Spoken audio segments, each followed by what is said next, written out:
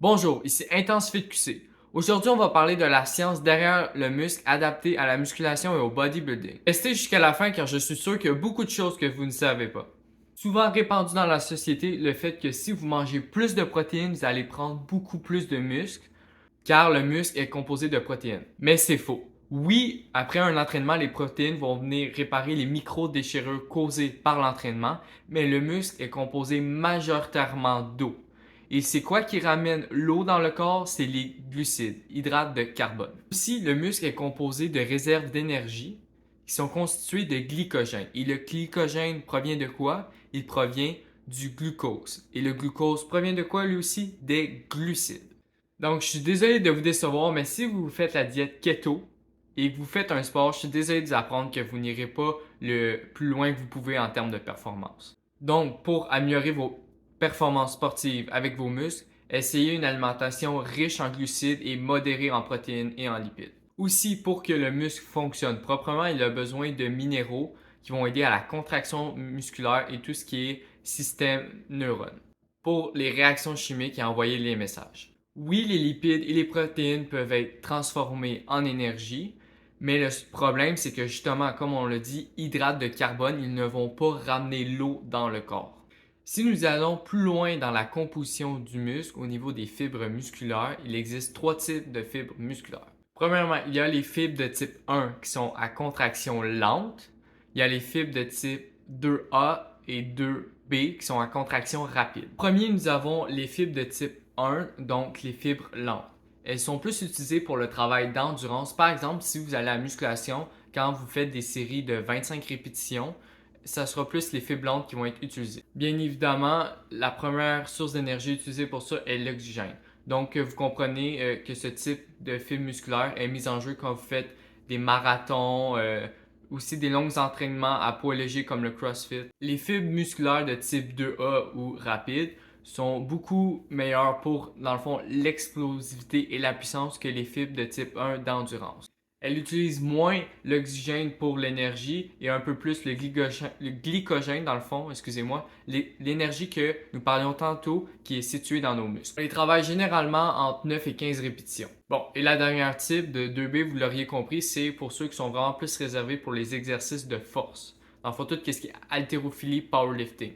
Et elle utilise principalement le glycogène comme source d'énergie. Vous l'aurez compris, quand vous faites par exemple 5 répétitions durant un exercice avec une charge vraiment lourde, vous allez vous sentir très épuisé, mais pas nécessairement très essoufflé. Bref, passons au plus important. Maintenant, chaque muscle a différents types de fibres musculaires. Par exemple, les mollets ou les avant-bras ou même l'abdomen est composé beaucoup plus de fibres lentes. Donc, il faut plus les travailler en endurance techniquement selon la théorie. Car vous pouvez le constater, c'est des muscles que nous utilisons durant toute la journée, donc ils sont habitués de travailler en endurance. Par exemple, l'abdomen pour le gainage, les mollets quand nous marchons et les avant-bras pour agripper, prendre n'importe quel objet, écrire, etc.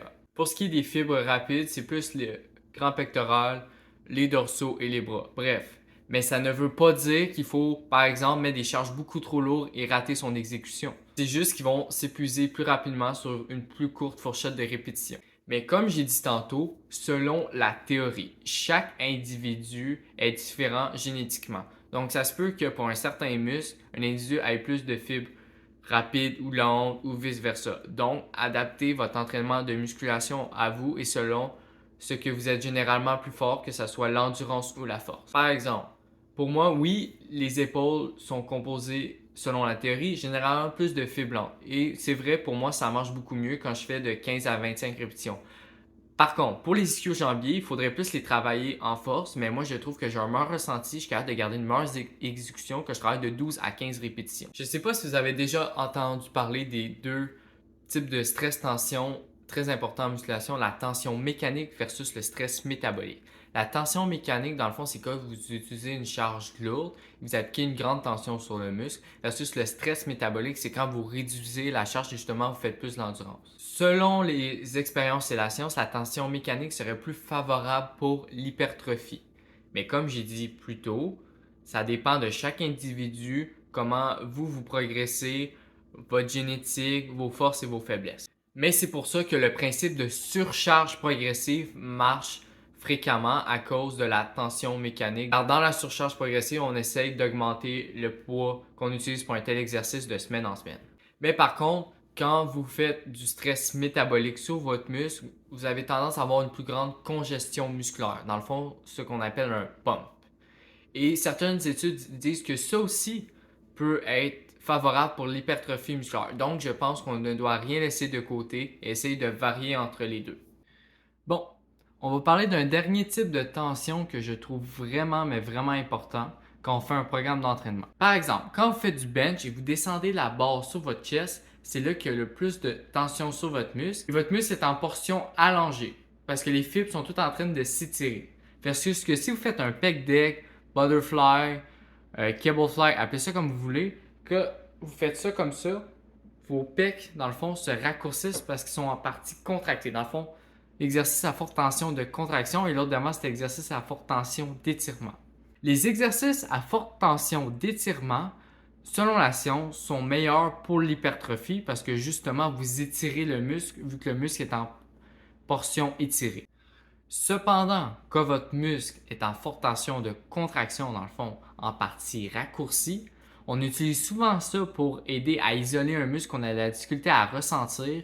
Par exemple, si vous avez, je ne sais pas, un point faible au niveau du dos, comme moi au niveau des dorsaux, ça peut être très intéressant de commencer par ça ou d'en rajouter quelques-uns pour aider à bien ressentir le muscle et avoir un pump, comme on appelle, pour les prochains exercices, être capable de bien le sentir.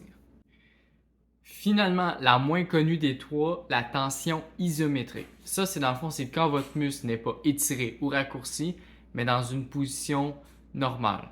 Par exemple, quand vous faites de la planche ou de la chaise pour stabiliser votre corps, vous allez être en tension isométrique. L'intérêt de cette tension, c'est juste de travailler le muscle d'une différente façon, déchirer des fibres musculaires d'un autre angle.